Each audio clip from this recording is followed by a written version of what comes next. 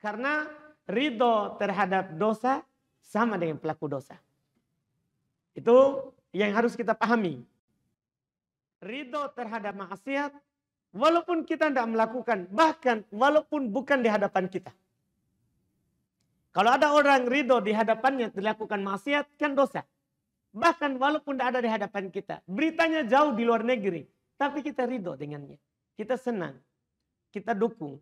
Maka kita sama dosanya dengan pelaku itu. Sama dosanya dengan pelaku itu. Dan walaupun dia tahu itu batil, itu salah. Tapi dia sepakat dengannya.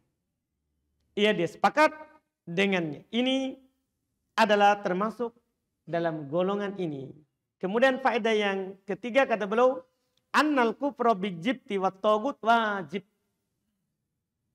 Ini yang beliau tegaskan kepada kita, bahwasannya mengingkari paranormal, peramal, tukang sihir, dukun dan semisalnya, serta tagut yang mengajak kepada penghambaan kepada selain Allah, itu wajib fi jami'il kutubis samawiyah, pada seluruh kitab yang turun dari langit. Semua kitab yang turun dari langit, semuanya mengingkari yang namanya tukang sihir, peramal, paranormal, tagut. Semuanya meyakini. Iya. Semuanya mengingkarinya. Semua kitab yang turun dari langit. Tidak ada satupun kitab yang turun dari langit yang membenarkan penghambaan kepada selain Allah. Tidak ada. Saya sudah sebutkan di pertemuan yang lalu. Allah Subhanahu wa ta'ala menyebutkan kepada kita bagaimana para rasul menyeru kaumnya. Menghambakan diri hanya kepada Allah dan meninggalkan yang namanya tagut. Kata Allah, walaqad ba'atna fi kulli ummatir rasulah. Kami, kata Allah, telah mengutus setiap umat seorang rasul. Ini kata Allah Subhanahu wa ta'ala. Kami telah mengutus pada setiap umat seorang rasul. Jadi tidak pernah kosong umat manusia dari rasul. Sampai kita ini, kita umat ke-70. Umat terakhir. Umat terakhir kita. Umat manusia dan kita punya nabi terakhir. Nabi Muhammad SAW. Sebelum kita mulai dari Adam. Itu sampai Nabi kita Muhammad SAW. Itu tidak pernah kosong dari pemberi peringatan.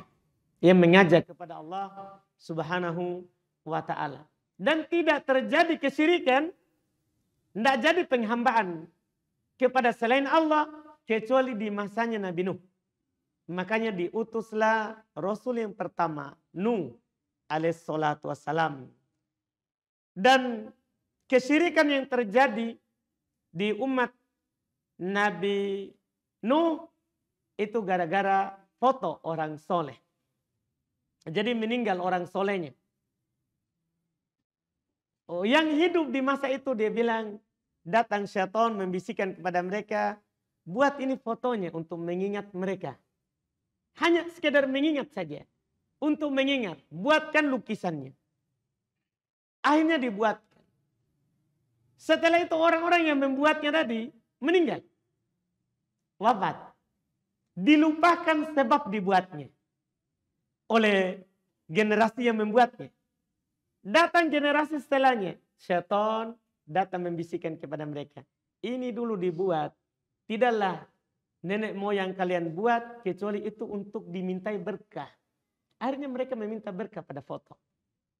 Itu kesyirikan pertama terjadi. Jadi bukan menyembah patung. Tapi foto. Itu awalnya. Itu awal terjadi kesyirikan. Maka Allah utus Nabi Nuh. Rasul pertama. Rasul pertama. Yang mengajak mereka kembali kepada Allah. Ini tadi ajakannya. Walaqad ba'atna fi kulli ummatir rasulah. Kami telah mengutus kepada setiap umat seorang rasul. Termasuk kaum Nabi Nuh. Diutus. Iya, kepada mereka. Apa ajakannya? Ani'budullah. Hendaklah kalian semuanya beribadah kepada Allah. Ibadah itu dia nama yang umum. yang mencakup semua penghambaan, apakah hati atau ucapan atau gerakan anggota badan kita. Semua yang namanya ibadah itu yang kita diajak oleh para rasul dan para nabi Allah Subhanahu wa taala. Beribadahlah kepada Allah. Wajtanibut tagut, dan tinggalkan tagut. Ini semua ajakannya. Semua kitab yang turun dari langit termasuk Quran mengajak ke sini. Jauhi tagut, sembah Allah saja. Sembah Allah saja. Enggak usah kita baca 30 juz, 114 surat, enggak usah. Kita cukup baca Al-Fatihah. Kita akan sadar ini di kitab kita, di Quran yang diturunkan kepada kita. Di Al-Fatihah. Di ayat pertama kan kita katakan Alhamdulillah Rabbil Alamin. Segala puji hanya milik Allah, Rabb alam semesta. Jadi dikatakan di awal Alhamdulillah. Pujian itu hanya milik Allah. Karena pujian itu ibadah kepada Allah. Tidak boleh kita kasih kepada selain Allah. Tidak boleh kita katakan Alhamdulillah Muhammad, Alhamdulillah Bakar. Tidak boleh. Alhamdulillah itu hanya lillah. Siapa yang bilang Alhamdulillah Muhammad, syirik. Karena dia telah menyerahkan hak Allah kepada selain Allah. Iya. Ini kan awal. Ditambah lagi Ar-Rahman, Ar-Rahim. Terus Malik Yaumiddin setelahnya, ayat setelahnya. Iyyaka na'budu. Ini yang kita mau. Ini yang kita harus nyatakan. Iyyaka na'budu. Hanya kepadamu kami beribadah. Ini pernyataan kita ini. Kalau kita sholat hanya 5 waktu, ya, maka kita akan membaca ayat ini sebanyak berapa belas kali? Kita coba hitung. Duhur 4 kita baca. Karena setiap rakaat kita harus baca Al-Fatihah. Iya. Duhur 4. Asar 4. Berarti sudah 8. Maghrib 3. Berarti sudah 11. Isya 4. Berarti sudah 15. Subuh 2. Berarti sudah 17. Ini 17 kali kita ulang. Itu kalau sehari hanya sholat wajib. Iyyaka na'budu. Tapi banyak orang baca tidak paham. Sehingga dia menyembah selain Allah. Karena tidak paham. Padahal ini sudah tegak hujah. Tegak hujah. Sudah ada dalil. Sampai kepadanya. Karena semua orang pasti hafal Al-Fatihah.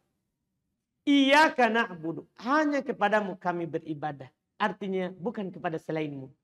Kapan ada seorang dari umat Islam yang ibadah diserahkan pada selain Allah, maka batal pernyataannya ini. Iyyaka na'budu. Batal pernyataannya. Sekaligus batal persaksiannya.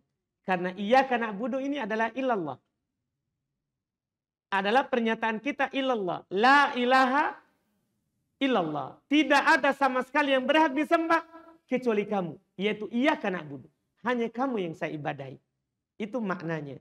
Batal la ilaha illallahnya kalau ada orang menyeru kepada selain Allah. Karena ini seruan seluruh kitab yang turun dari langit. Semuanya. Ini ajakannya. Hanya menyembah kepada Allah dan kafir kepada togut. Kafir kepada togut. Ini faedah ketiga dari ayat ini. Kemudian faedah keempat dan terakhir. Wujubul amal bil ilmi. Ayat ini kata beliau menunjukkan kepada kita akan wajibnya beramal dengan ilmu. Dari mana itu sisinya?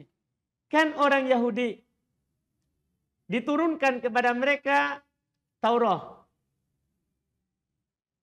lewat Nabi Musa. Lewat Nabi Musa. Tapi mereka tidak amalkan. Nabi Musa mengajak mereka, kan bahkan terjadi di zamannya Nabi Musa. Kita tahu mungkin sejarah Samiri. Dia membuat patung sapi, anak sapi. Ketika Nabi Musa pergi menerima Taurat. Jadi mereka saat di Mesir hina. Dijadikan budak oleh Firaun. Akhirnya mereka memutuskan untuk meninggalkan Mesir. Bersama Nabi Musa alaihissalatu wassalam. Dikejar oleh Fir'aun bersama tentaranya. Dikenal ceritanya. Sampai mereka di hadapan laut dan Nabi Musa memukulkan tongkatnya ke laut dan terpecah menjadi 12. Dan mereka lewat. Kering. Bukan di air. Itu adalah mukjizat Allah kepada Nabi Musa. Setelah mereka lewat, kan Fir'aun kejar dari belakang. Airnya kembali. Maka Fir'aun dan tentaranya semuanya tenggelam mati. Semuanya hancur kecuali jasadnya Fir'aun.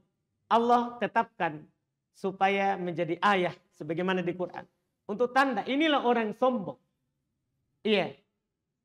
Yang menentang Nabi Musa bahkan mengaku dirinya Tuhan.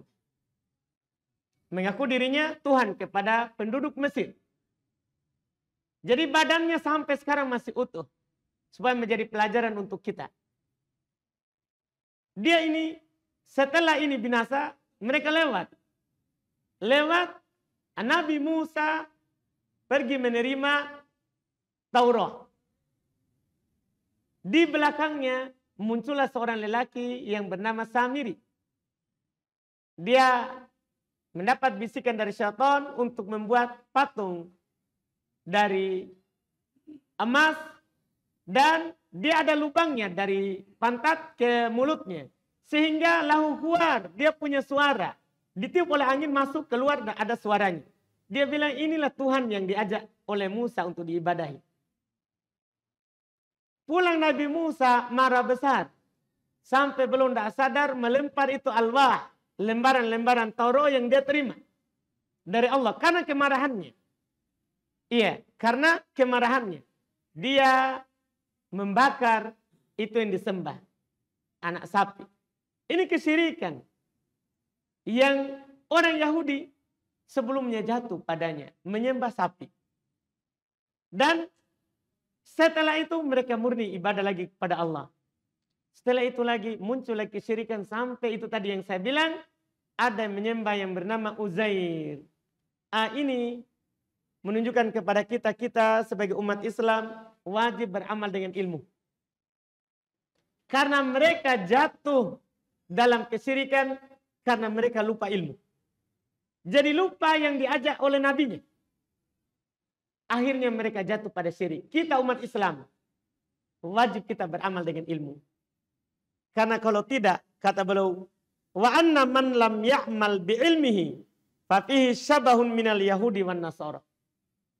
Dan bahwasannya siapa yang tidak beramal dengan ilmunya, maka dia akan ada kemiripannya dengan Yahudi dan Nasara. Akan ada kemiripannya dengan Yahudi dan Nasara. Makanya di syariat Islam itu sangat besar sekali dorongan dan anjuran untuk berilmu kemudian beramal dengan ilmu. Sangat besar sekali. Tidak ada syariat yang lebih perhatian terhadap ilmu dibandingkan dengan syariat Islam. Sangat banyak sekali. Apakah berupa janji pahala bagi yang mempelajarinya, atau janji akan dihindarkan dari perkara-perkara yang akan menyusahkannya. Kebaikan dunia atau kebaikan akhirat.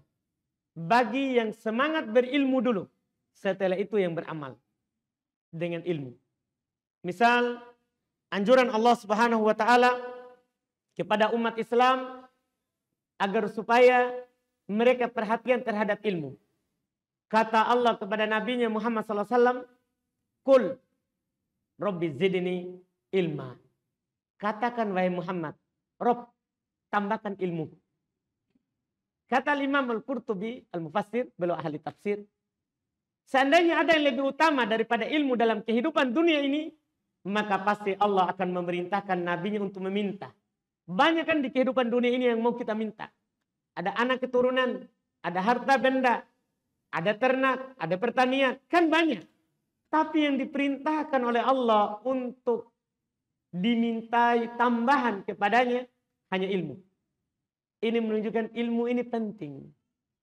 Ilmu itu penting. Iya. Bahkan kata Imam Ahmad, ilmu itu lebih penting daripada makan dan minum. Kenapa? Makan, minum, makan kita hanya butuh 3 kali sehari. Bahkan ada di antara kita yang makan hanya 2 kali sehari.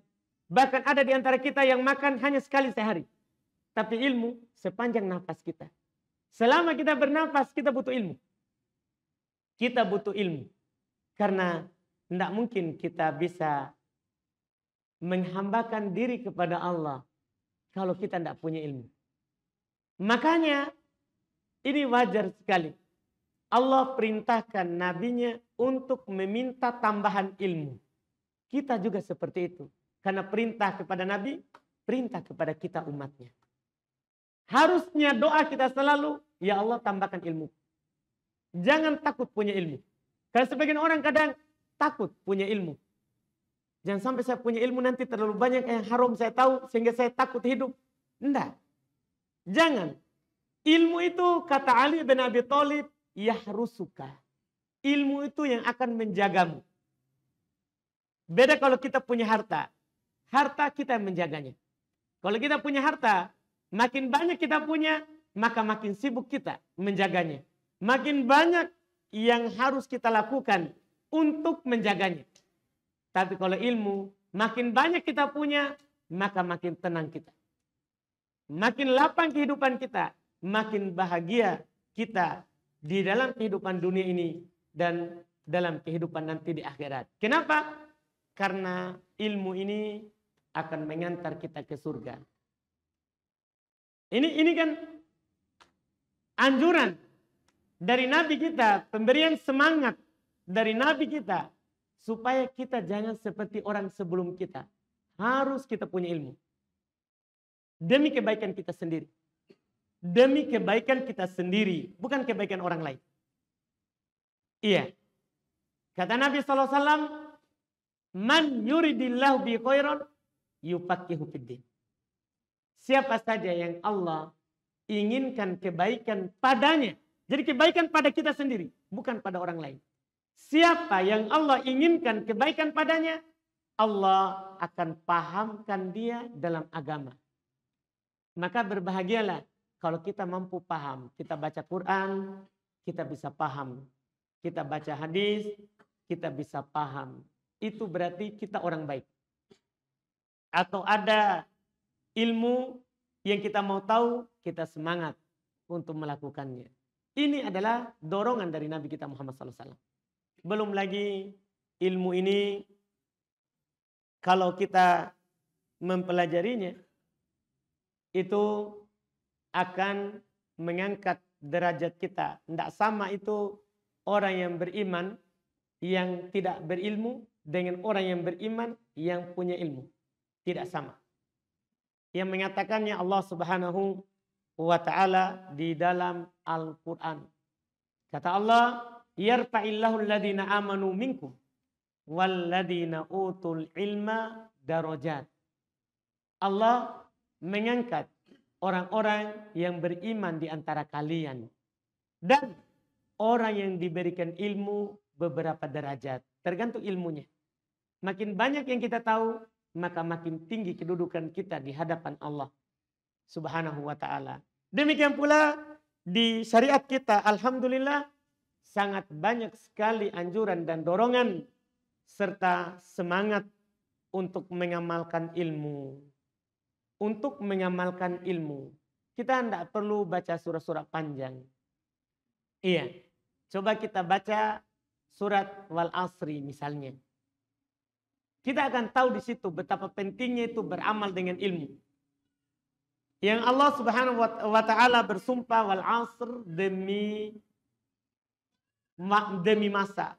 Datang juga tafsirnya demi waktu asar. Innal insana lafi khusrin.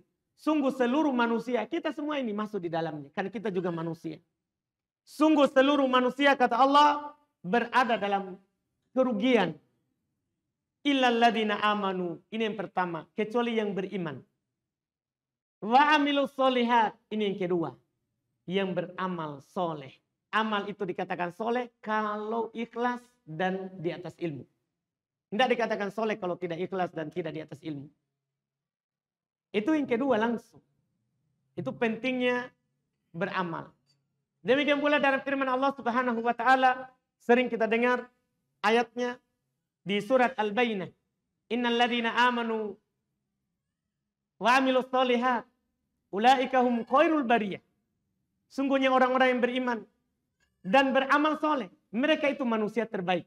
Jadi cap pertamanya yang beriman kemudian beramal dengan keimanannya itu, mereka manusia terbaik.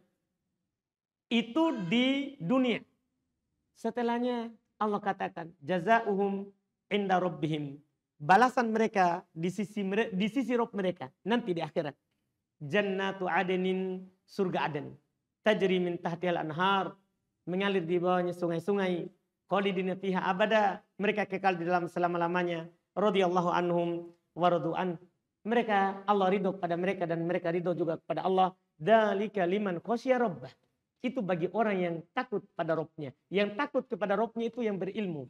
Karena Allah berfirman di ayat yang lain, innama yakhsyallaha min ibadihi al-ulama. Sesungguhnya yang takut kepada Allah dari hambanya itu hanya yang berilmu. Hanya yang berilmu. Ini yang kita bisa ambil dari faedah yang beliau sebutkan di sini. 4 faedah dari ayat tadi. Insyaallah kita lanjutkan lagi di ayat berikutnya. Di pertemuan akan datang. Kalau ada pertanyaan, silakan. Boleh bertanya langsung, silakan.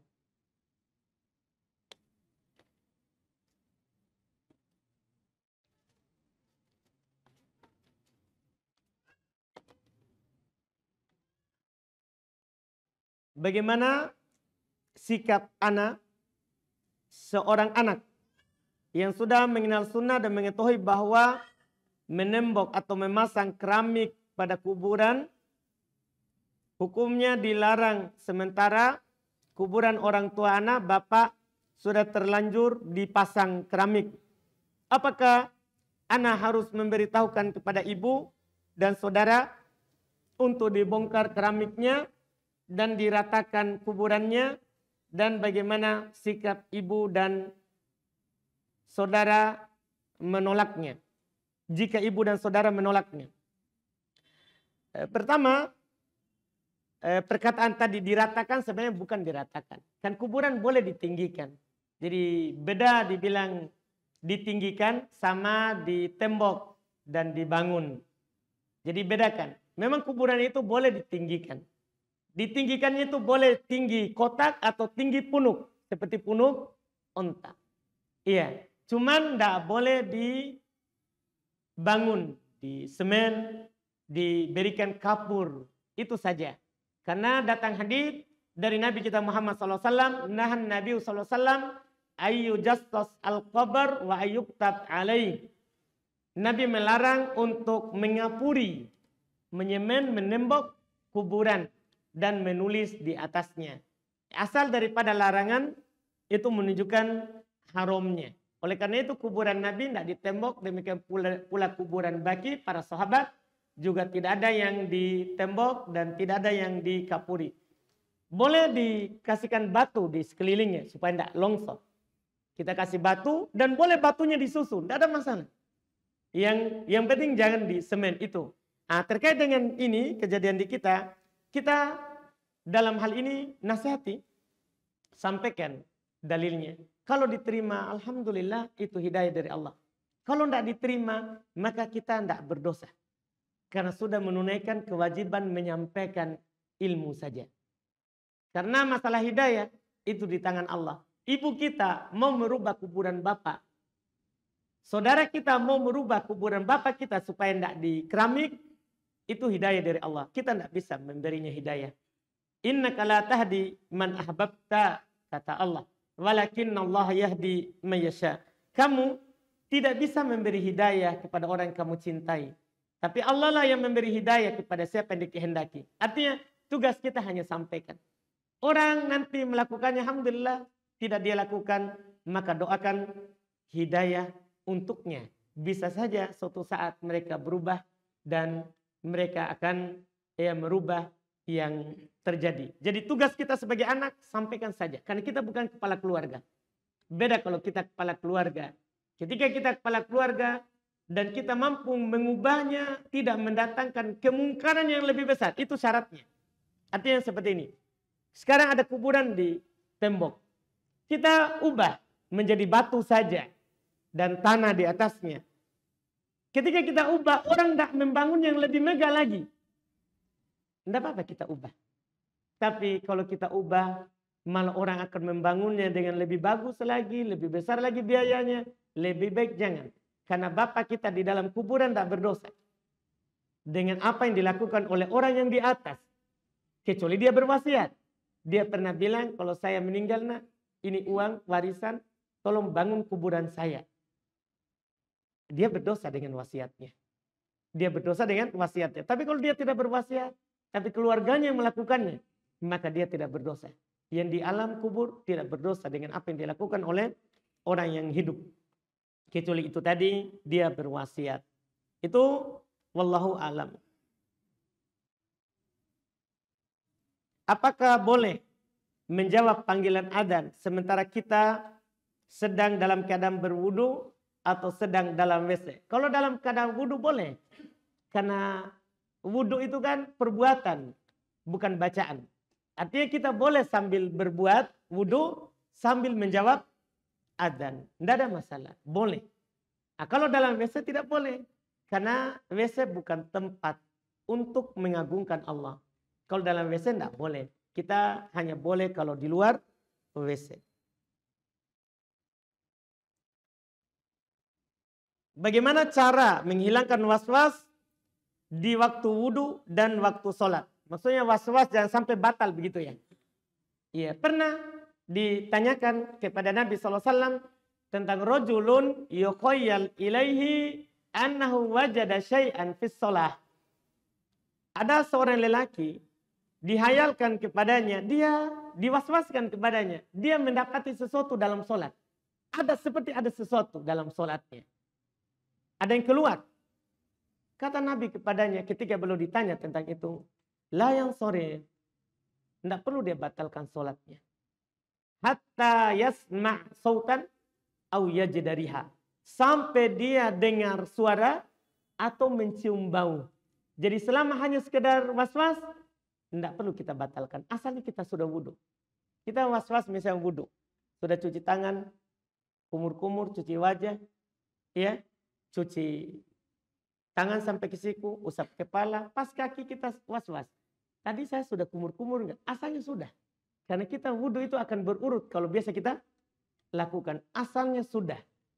Iya, kalau kita sudah lakukan. Asalnya kita sudah wudhu. Tidak perlu hiraukan was-wasnya. Karena itu adalah syaitan. Kalau kita ragu dalam sholat, ada yang batal, ada keluar atau tidak. Asalnya tidak ada yang keluar. Sampai kita cium bau atau mendengar suara. Itu yang dikatakan oleh Nabi kita Muhammad SAW terkait dengan itu. Terkait dengan itu. Bahkan orang yang keluar madi saja, yang orang yang maddaan suka keluar madinya. Bahkan dalam sholat, Nabi hanya katakan, wudu setiap sholat saja. Wudu di awal sholat, kalau keluar saat sholat, tidak ada masalah. Seorang perempuan yang selalu keluar darah, bukan darah haid. Nabi cuma mengatakan, itu hanya rukdatu syaitan, itu goncangan syaitan. Itu hanya irik, urat yang pecah. Cukup wudu setiap sholat. Keluar nanti dalam sholat, tidak ada masalah. Tidak ada masalah. Semuanya di atas toharo. Semuanya di atas toharo. Itu saja yang seperti itu tetap dianggap sholatnya. Apalagi yang was-was. Itu wallahualam. Habis waktu? Saya ada? Pertanyaan?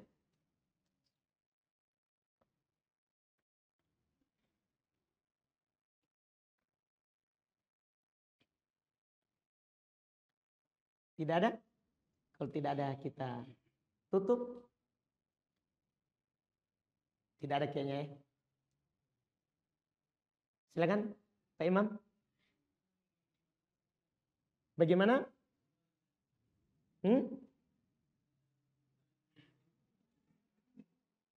Bukan Enggak, itu kan kita bilang tadi boleh. Jadi kalau kita lingkari apakah kotak atau bentuk seperti punuk onta, kita bangun batu saja. Enggak ada masalah. Kan yang dilarang adalah semen, cat, tulis. Oh enggak, itu masuk menyemen kuburan. Iya, masuk menyemen kuburan. Kan batu Pak itu kuat. Kalau kita susunnya bagus, bagus. Itu enggak roboh. Enggak roboh. Apalagi sudah kena tanah, satu dengan tanah dan tanahnya dibasahkan, kan boleh dibasahi tanah di atas. Supaya kuat melengketnya untuk awal. Iya, itu yang dilakukan terhadap kuburan Nabi, para sahabat juga. Seperti itu.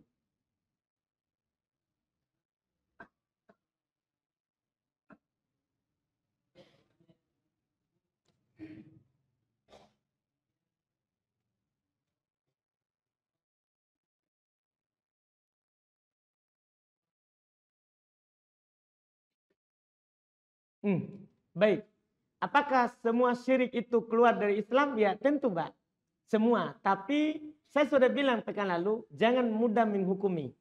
Karena untuk menghukumi orang keluar dari Islam, walaupun dia jatuh syirik. Kan sebenarnya saya tidak bilang begitu kemarin Pak. Saya bilang hati-hati untuk menghukuminya. Kapan dia melakukan syirik, keluar dari Islam pada dasarnya. Tapi untuk menunjuk orang tertentu, pastikan kamu keluar dari Islam. Itu butuh ditegakkan hujah. Sampaikan dulu bahwa dia lakukan itu syirik. Semua sama Pak. Syirik asghar juga sama. Kan masuk. Nama syirik itu masuk di ayat. Tidak diampuni. Syirik asghar, syirik besar akbar. Semuanya syirik namanya tidak diampuni kalau dia meninggal di atasnya. Karena masuk dalam ayat. Innallaha la yaghfiru ayyushraka bih. Wa yaghfiru ma duna dzalika liman yasha. Allah tidak mengampuni dosa syirik. Ini semua syirik, kecil, besar. Wa yaghfiru ma duna dzalik, dan Allah mengampuni selain itu. Maksudnya selain syirik. Dari zina, mencuri, merampok, membunuh, itu maksudnya selain syirik. Masuk di ayat itu. Tidak ada yang mengeluarkannya dari ayat tadi itu. Hukum umumnya. Habis? Baik. Alhamdulillah kita cukupkan. Insya Allah kita lanjut lagi di pertemuan akan datang.